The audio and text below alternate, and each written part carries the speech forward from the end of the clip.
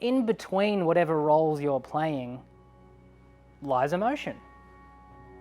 And then what do you do with that? Well, my thing was eating and training until I almost vomited. That was my thing.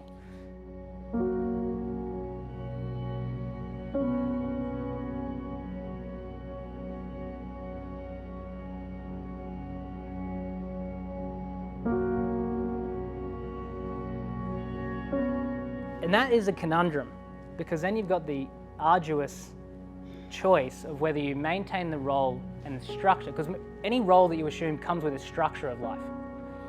And that structure is supportive. It's supportive in one level, but at another level, it's just doing this. I gotcha. It's so you got to make a choice whether you want to make a leap. And the leap is out of the structure and out of the role. And that's brutal. That can be really, really rugged. Most people jump from role and structure to just another sexy role and structure. The leap is the faith-based leap into no structure. That's terrifying. It's the melting of all your beliefs because you realize all your beliefs are bullshit. And all your beliefs have a purpose, but they're also just providing structure because life's terrifying. So you get structure, you get beliefs, you get role, and then reinforced by everyone else, and so you kind of get locked. To break out of the discipline was terrifying because any other discipline was just another structure. Like I went from, this is a funny one, I went from gym guy, too thick, too fat, and I was like, you guys would have known me, I'm gonna go full yogi. Yogi it is, got out of a relationship, moved to an apartment in the valley, didn't have internet, I went full monastic. I had a bookshelf, I had a Bunnings rug, which is like big enough for me, I had my bed, and I had a fridge. And I was like, figured it out. Don't need a roll. Just swapped out roll for a cooler roll. I'll go to work, consult, like I had to wear the consultant thing because I needed money, I suppose. We'd get home at 5 and I'd just meditate for about 4 hours. 4 to 5 hours I'd just sit, either at the wall or at a candle, either one. Looking back, what was happening was it wasn't meditation, it was medication. It's a meditation, it was medication. I could switch off everything just like that. I could play with my consciousness to the level where everything would stop.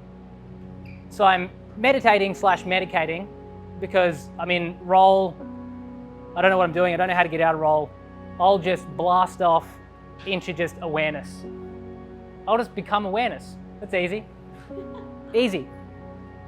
But there was a massive cost to that. I achieved a level of non-belief.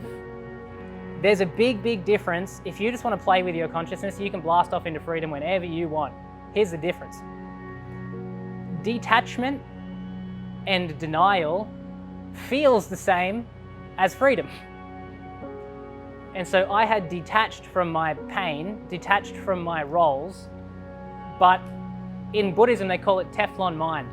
Teflon Mind is when you awaken yourself enough to get out of belief, but you haven't stabilized anything else. So my mind was like Teflon.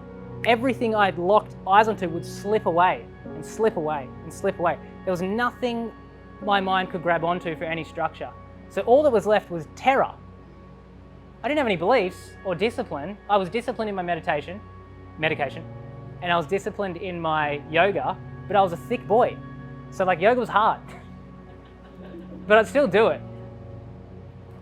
And so I depersonalized myself. And depersonalization is when you exit the personality, therefore you exit the world, but you haven't yet stabilized anything new and reconnected with the personality, so you just float. And it's terrifying because one day I woke up and I didn't know whose arms these were. I woke up and I was like, they're not my arms. Someone come grab their arms because they're not mine. Because you're so out of your body that arms are just like, oh, body, oh, so annoying. Because body is suffering.